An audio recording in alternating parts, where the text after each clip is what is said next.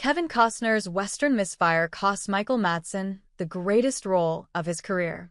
Michael Madsen, a true Hollywood gem who nailed bone-chilling roles in Quentin Tarantino's flicks, died on July 3, 2025, aged 67. Michael Madsen, who was the quintessential Hollywood villain known for his chilling roles in Quentin Tarantino's films and almost rewrote his career story if only Kevin Costner's flop Western Wyatt Earp hadn't pulled him away from a career-defining opportunity. The actor, who died on July 3, 2025, age 67, declined the role of Vincent Vega in Pulp Fiction, which went to John Travolta and launched the latter's comeback. Madsen, who played the sadistic Mr. Blonde in Reservoir Dogs, once revealed in the 2019 documentary Cutie 8, the first 8 that he was committed to Wyatt Earp during the filming of Pulp Fiction. Note that the Western, directed by Lawrence Kasdan and starring Costner, was a critical and box office failure, while Pulp Fiction became an instant classic and a star vehicle for Travolta. This decision marks a what-if chapter in Madsen's storied career.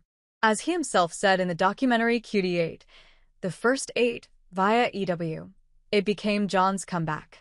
Why did Michael Madsen turn down Quentin Tarantino's Pulp Fiction?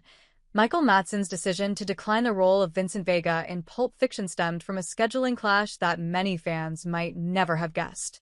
Already signed on to Lawrence Kasdan's Wyatt Earp, Madsen was caught between two major projects shooting simultaneously in 1993, according to IndieWire. The late actor explained, "I was already committed to Wyatt Earp, and now here's Quentin, who wants me to do Pulp Fiction. And they were both going at the same time."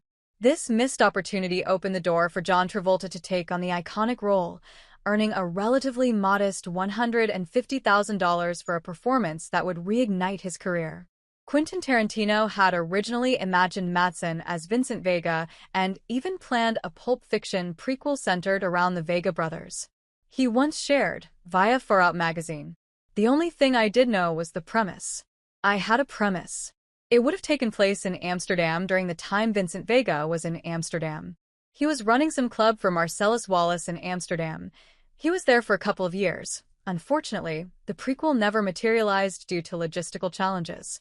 Madsen himself recognized the significance of Travolta's casting, remarking, per EW, "It became John's comeback.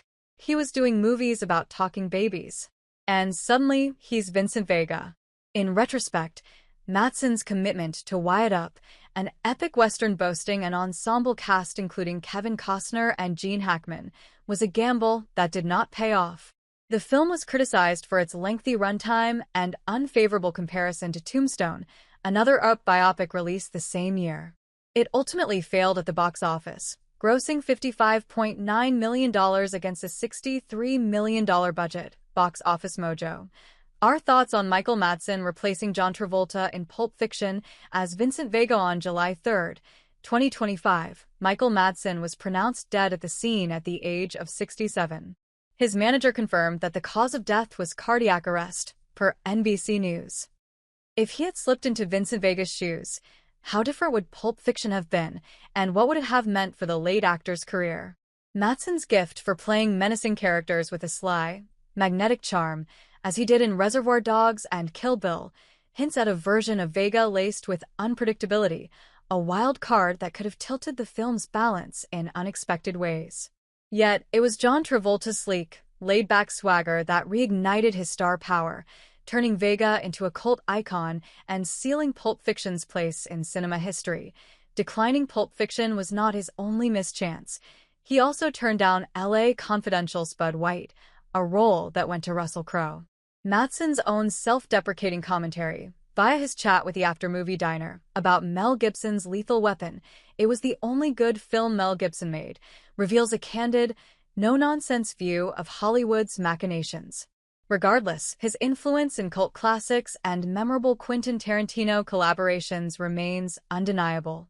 Yet, had Madsen stepped into Vincent Vega's role, would Hollywood have anointed him a bona fide leading man, or would Pulp Fiction itself have taken a different path, forever altering the story we know today?